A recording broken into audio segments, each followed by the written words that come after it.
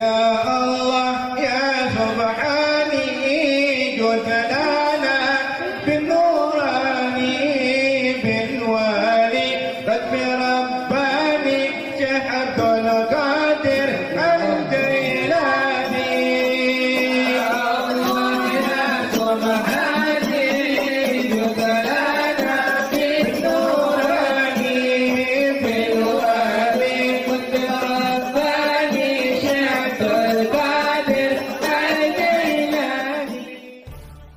Bismillahirrahmanirrahim. Semoga Ustaz sehat selalu dalam naungan Allah Subhanahu wa taala. Jazakallahu khair. Bapak Ibu juga demikian. Mohon pendapat Ustaz tentang bunga bank sama dengan riba sudah saya jawab. Karena ada ustaz tertentu yang bilang bunga bank kalau sedikit boleh dan punya dasarnya. Masya Allah. Ya, kalau dosa itu sedikit atau banyak tetap dosa juga. Ya, apakah kalau korupsi sedikit kemudian boleh? Ya, zina sedikit kemudian boleh, kan tidak, gitu ya. Baik, sedikit atau banyak itu kembali kepada hukum, ya. Jadi dalilnya kemudian kita sampaikan di situ, kita kupas seperti apa gambarannya. Yang jadi masalah itu bukan boleh sedikit atau banyak. Jadi masalah kapan dia boleh, kapan tidak. Itu poinnya. Ya. Secara pribadi saya meyakini pendapat riba mau sedikit mau banyak tetap riba. Ya sudah. Permasalahannya saya belum berani meninggalkan karena masih punya tanggungan cicilan bulanan utang, bayar karyawan dan lain-lain. Saya katakan tadi kepada Anda teman-teman sekalian, rezeki itu sudah Allah atur. Rezeki sudah Allah atur. Anda riba atau enggak, tetap tidak akan mengurangi rezeki Anda. Jangan khawatir. Ya, bukan aib. Demi Allah saya katakan. Ya, saya tidak punya kedudukan pekerjaan seperti teman-teman sekalian. Tapi saya bersandar dan punya keyakinan seperti apa yang Allah sampaikan. Kerjakan nih kata Allah, saya jamin. Saya kerjakan. Dan sampai hari ini alhamdulillah. Bukan aib kalau ngontrak. Bukan aib kalau minjam. Aib itu ketika Anda ngontrak tidak mau bayar. Aib itu ketika Anda minjam tidak Anda lunasi. Yang jadi persoalan itu kadang-kadang Anda disibukkan dengan gaya, itu masalahnya. Ya, sedangkan gaya berbanding lurus dengan tekanan. Tadi telah saya jelaskan. Ya, jadi teman-teman sekalian, kembali lagi seperti apa yang tadi saya sampaikan. Jangan khawatir kalau ada terkait dengan yang demikian. Kalau bisa diselesaikan dengan syariah, selesaikan. Kalau tak mampu kemudian atau terlampau sulit dan memberikan dampak lebih besar kepada perekonomian, atau bahkan mohon maaf kegoncangan di rumah tangga, maka Anda bisa ambil itu sebagai jembatan. Setelah itu keluar, tinggalkan dan kembali kepada nilai-nilai yang baik. Jelas sampai sini? Baik. Saya kira ini pertanyaannya cukup ya? Baik. Bisa dipahami insya Allah? Jelas? Baik. Kalau demikian, saya kira itu yang bisa saya sampaikan. Semoga Bapak Ibu sekalian menjadi notaris yang amanah, kemudian dibimbing oleh Allah Subhanahu wa taala. Yang paling mudah itu menyimak segala keterangan, tapi yang tidak mudah mempraktekkan apa yang telah didapati itu semua. Baik, maka dari itu saya mau tanya sebentar, siap menjadi notaris yang amanah? Baik, ingin dimudahkan oleh Allah hidupnya, pekerjaannya. Oke, maka apa yang tadi dijelaskan mari kita amalkan. Mulai besok atau malam ini, ayo kita tingkatkan takwa. Pekerjaan kita semangat tunaikan. Hubungan baik kita bangun satu dengan yang lainnya, dan juga yang lain-lain kita tingkatkan, dan semoga Allah mudahkan segala urusan kita semua. Bismillahirrahmanirrahim. Assalamualaikum warahmatullahi wabarakatuh, Buya. Waalaikumsalam warahmatullahi wabarakatuh. Buya, saya meminjam uang di bank untuk modal jualan dan hasilnya untuk menghidupi sehari-hari dan untuk membiayai anak di pondok. Saya tahu apa yang saya lakukan adalah riba, tapi saya tidak bisa berbuat apa-apa. Jika saya tidak bisa pinjam di bank, maka usaha saya tidak jalan, Buya. Sumber penghasilan saya hanya pada jualan itu, tidak ada yang lain. Apa yang bisa saya lakukan, Buya? Terima kasih.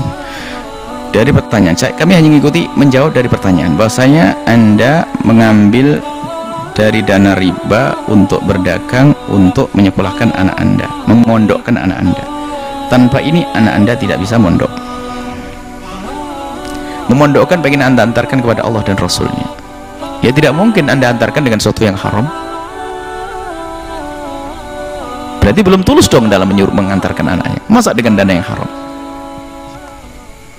Ya jangan mengambil dari yang haram. Lalu bagaimana anak saya mondok, biaya gimana? Cari pondok yang nggak pakai biaya, kok pusing? Ayo mau apa lagi? Selesai jawabannya. Karena kita memaksakan dengan hal yang haram, pengen anaknya ini, pengen anak pergi luar negeri dari haram, mau apa? Memang setiap luar negeri langsung alim. Kalau dari harta yang haram gak akan berguna. dimakan yang haram, hati-hati. Maka kami selalu mengingatkan kepada para wali santri dimanapun berada, pesantren manapun pondoknya, ambilkan harta terbersih Anda agar anak Anda itu cerdas, hatinya cerdas, pikirannya, ilmunya manfaat, bukan dari harta haram. Itu dananya, dana ada ribanya. Kemudian setelah itu apa? Dikembangkan buat nyekolahkan anaknya dan sebagainya. Subhanallah. Hati-hati ya. Semoga Allah memudahkan Anda semuanya untuk mendapatkan yang halal. Dan siapapun yang masih berada di dalam lingkungan riba, semoga Allah yang Maha Kuasa mengangkatnya, mengentaskannya, mengganti dengan yang halal, bersih, lebih banyak lagi, lebih berkah.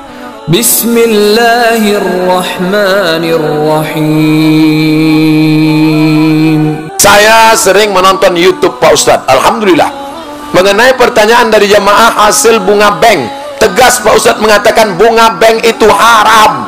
Sekarang ini ada beberapa perusahaan pihak ketiga, jangan ada orang ketiga di antara kita, yang bekerja sama dengan pihak bank konvensional dalam hal pengelolaan anjungan tunai mandiri ATM. Tugas pihak ketiga, pengisian uang, perbaikan, sebagainya yang berkaitan dengan kelancaran operasional. Yang ingin saya tanyakan, apakah penghasilan karyawan-karyawati pihak ketiga itu sebagai sumber mereka itu berasal termasuk haram Pak Ustadz?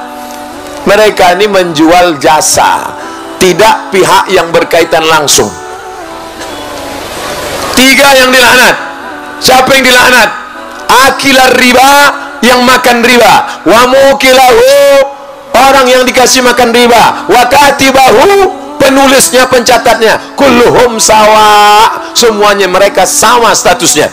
Adapun orang pegawai bank beli nasi bungkus di samping rumah makan Minang Maimbau, tiba-tiba datang pegawai bank beli, Pak, beli nasi 10 bungkus. Apa kata penjual? Kami tak jual nasi ke engkau karena duit kau haram.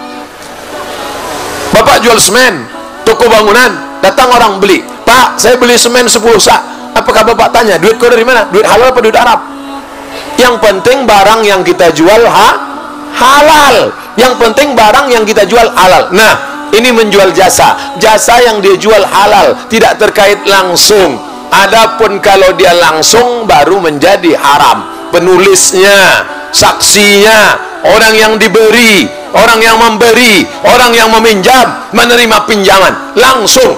Adapun yang tak langsung, yang terkait dengan operasional, yang terkait dengan tak langsung, maka tidak disebut dengan memakan riba.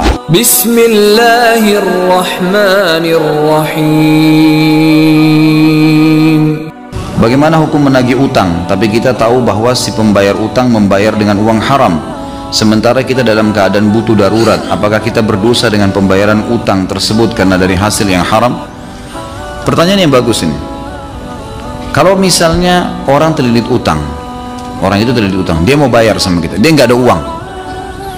Ada orang lain memberikan kepada dia uang, tapi dari sumber haram. Contoh sumber haram dari bunga bank, riba. Ini sumber haram. Sumber haram ini ada dua macam. Ada sumber haram yang sifatnya kalau dikeluarkan oleh pemiliknya dia tidak pakai, seperti orang punya bunga bank, dikeluarin sama dia, maka uang itu pindah kepada tangan yang lain, sudah tidak haram.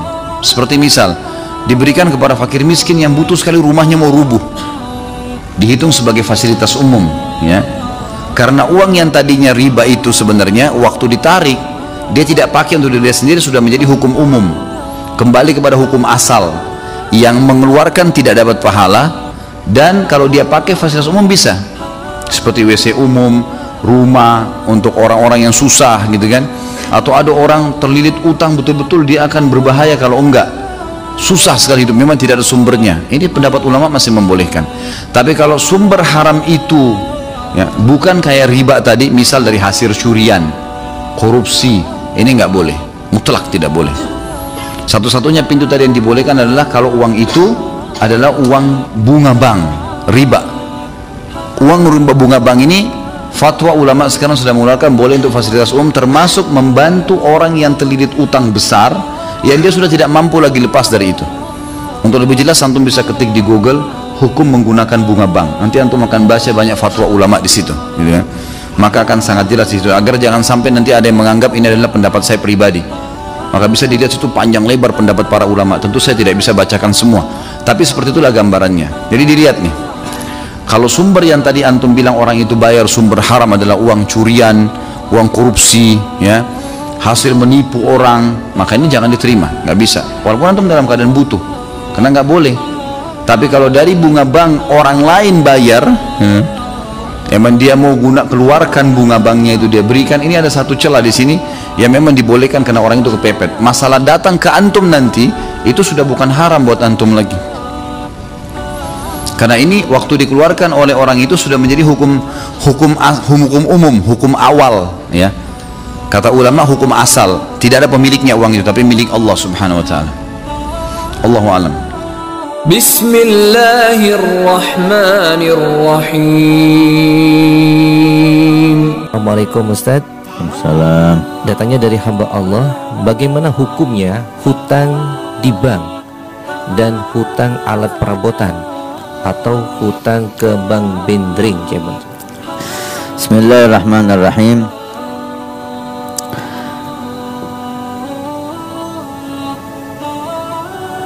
Hutang ada babnya tersendiri dan jual beli ada babnya tersendiri. Kullu qardin jara naf'an fahuwa riba. Dikatakan semua utang piutang jara naf'an, menguntungkan orang yang menghutangi, fahuwa riba, maka itu dihukumi riba. Contoh, hutang 1 juta harus dibayar 1.100.000. Nah, berarti hutang piutang ini mengandung unsur riba. Nah, mestinya 1 juta ya bayar 1 juta.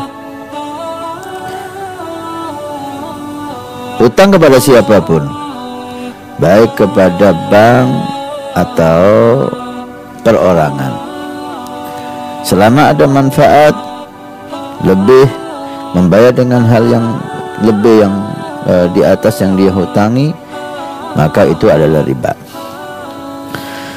Kemudian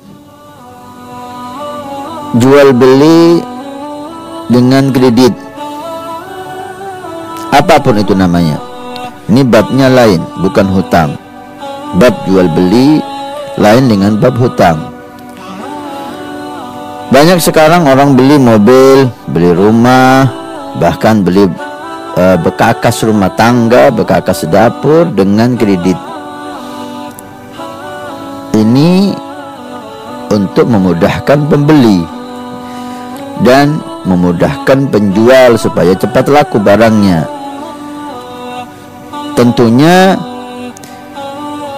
jual beli dengan kredit itu nilainya lebih daripada kontan, dan itu pasti. Kalau jual mobil kontannya 100 juta, jika dicicil, dikredit 3 tahun atau 4 tahun dengan uang muka 50 juta, maka nilainya totalnya bisa sampai 130 juta, lebih 30 juta. Dan itu nggak ada masalah. Ataupun bekakas rumah tangga yang lain, baik yang besar maupun yang kecil, selama akadnya jual beli bukan hutang, tidak ada masalah. Karena jual beli ada dua, jual beli ajilan kontan halan, atau jual beli ajilan pakai hamzah, yaitu dengan tempo. Tempo itu bisa setahun, bisa tempo itu setiap bulan dicicil sesuai kesepakatan penjual dan pembeli, karena Nabi memberikan patokan untuk jual beli, innamal bai'u antaradin. Jual beli itu sama-sama ridho penjual dan pembeli. Selama penjual ridho dengan sistem yang dia buat, pembeli ridho dengan sistem penjual, maka selesailah. Baik itu kontan dengan harga lebih murah maupun kredit dengan harga lebih mahal, selama jual belinya itu sama-sama ridha dan disepakati, selesailah dan jual beli dinyatakan sah dan tidak ada masalah. Jadi pembahasannya lain dengan hutang. Hutang itu uang, bayarnya uang. Nah ini jika ada keuntungan lebih bagi yang menghutangi, maka itulah riba. Baik itu diberi nama bunga, diberi nama apapun, kullu gordin jara naf'an fahuwa riba.